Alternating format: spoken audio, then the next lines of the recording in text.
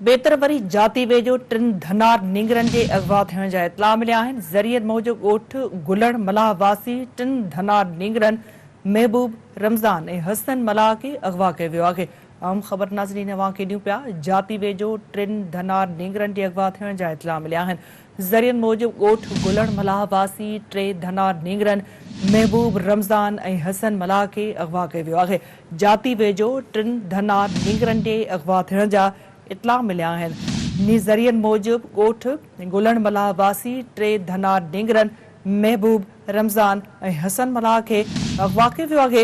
हीअ अहम ख़बर अवां सां शेयर कयूं पिया त जाती वेझो टिन धनार नींगरनि जे अगवा थियण जा इतला मिलिया आहिनि। ज़रियत जो चवणु आहे त ॻोठ गुलण मलाह वासी टे धनार नींगरनि जंहिंमें ॿुधाए पियो वञे महबूब रमज़ान ऐं हसन मलाह खे अगवा कयो वियो आहे।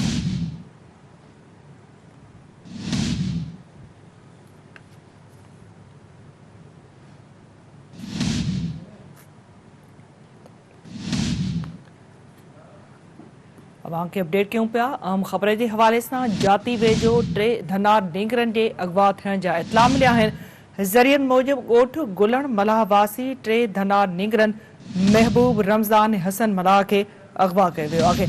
जाती वेझो टे धनार नींगरनि जे अगवा थियण जा इतला मिलिया आहिनि। ज़रियत जो चवणु आहे त ॻोठ गुलण मलाह वासी टे धनार नींगरनि महबूब रमज़ान हसन मलाह खे अगवा कयो वियो आहे।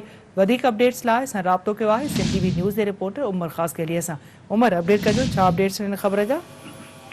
जी बिल्कुल नंदा जाती तहलके जे यूनियन काउंसिल शाह कपूर जी देह आहे बारगाह ऐं ॻोठ आहे गुलण मलाह जिते टे धनार माल चारे रहिया हुआ त मिलियल इतलाह मूजिब उतां जी जेके रवायती आहिनि उन्हनि जो चवणु आहे त जेके माल जा धनार आहिनि उहे अगवा थी विया आहिनि।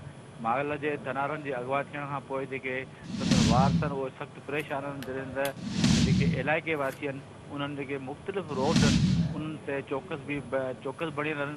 जॾहिं त जेके वारस आहिनि जेको महबूब आहे उनजो जेको अगवा थी वियो आहे महबूब उनजो जेको पीउ आहे गुलण मलाह उन सां मुंहिंजो राब्तो थियो आहे।